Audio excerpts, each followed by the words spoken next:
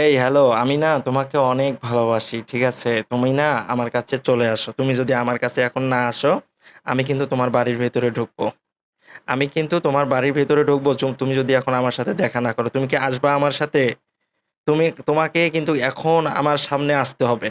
তুমি যদি না আসো, শোনো, শোনা কলিজা, তুমি যদি এখন আমার সামনে না আসো, আমি কিন্তু তোমার বাড়িতে চলে যাব। তোমার বাড়িতে কে আছে আমি জানি না। কি তোমার বাবা মা ভাই বোন আত্মীয় স্বজন সবাই আছে? তাহলে তো এটাই সুযোগ। তুমি কি এখন আসবা আমার কাছে? না হলে কিন্তু তোমার বাড়িতে আমি চলে যাব।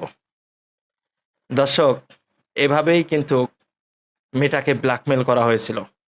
এভাবেই তাকে ব্ল্যাকমেল করে তাকে বিভিন্ন সময় ব্যবহার করেছিল এই তারেক মির্জা। পটুয়াখালী কলাপাড়ার এই ঘটনাটি, পটুয়াখালীর কলাপাড়ার এই ঘটনাটি, মেয়েটি হচ্ছেন কলেজ পড়ুয়া একটা মেয়ে। তার সাথে বিভিন্ন ধরনের ছলে বলে কৌশলে সময় কাটিয়ে তারেক মির্জা এখন আর বিয়ে করতে চাচ্ছে না। কিন্তু তাকে বিভিন্ন সময় বিভিন্ন প্রলোভন দেখিয়ে তার সাথে সময় কাটিয়েছে।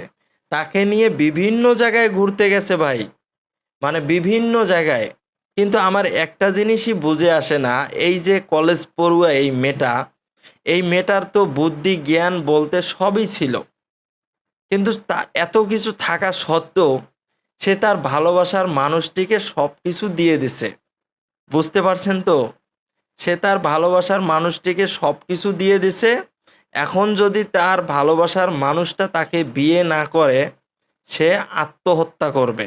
এখন এই আত্মহত্যার দায়ভার এখন কে নেবে? তাকে যে তার বাবা মা লালন পালন করে এত টাকা পয়সা খরচ করে কলেজে লেখাপড়া করাইতেছে, তার বাবা মার কথা একবারও চিন্তা না করে সে এখন তার মান সম্মানের দিকে চিন্তা করে সে আত্মহত্যা করবে যদি তার ভালোবাসার মানুষটি তাকে বিয়ে না করে ভাই। বুঝতে পারছেন? তো এই মেয়েটার বর্তমান অবস্থা খুবই খারাপ। এই মেয়েটা তারেক মির্জার বাড়িতে যায়, তার প্রেমিকের বাড়িতে যায়। যাওয়ার পরে তার প্রেমিককে তো বাড়িতে পায় না, এবং তার প্রেমিককে যখন বাড়িতে না পায়, না পেয়ে যখন তার প্রেমিকের বাবা মা এবং হবু শ্বশুর শাশুড়ি তারা কিন্তু বাড়িতে ছিল, মেয়েটি যখন তাদের ঘরের ভিতরে যায়, মেয়েটিকে টেনে হেঁচড়ে ঘর থেকে বের করে ঘরের দরজায় তালা লাগিয়ে এই তারেক মির্জার বাবা মা অন্য আরেকটি বাড়িতে গিয়ে বসে আলাপ আলোচনা করতেছে যে এই মেয়ের সাথে আমার ছেলের বিয়ে দিব না।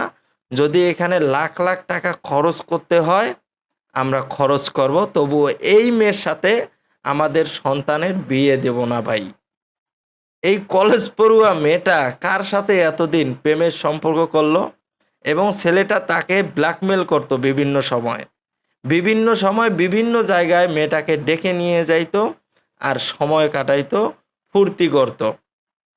ফুর্তি করা শেষ হলে মেয়েটাকে তার বাড়িতে পাঠাই দিত আর ছেলেটা ছেলের বাড়িতে যাইতো।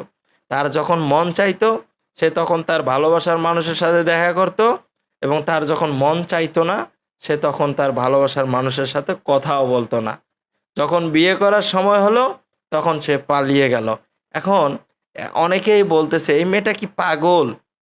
মেয়েটার তো বুদ্ধি জ্ঞান সবই ঠিক আছে, বিয়ে করার দরকার হয়েছে এখন ছেলের বাড়িতে গেছে, কিন্তু ছেলের সাথে এই ধরনের সম্পর্কে জড়ানোর দরকারটা কি ছিল? ছেলেটা কিন্তু মেয়েটাকে খুবই ব্ল্যাকমেল করছিল।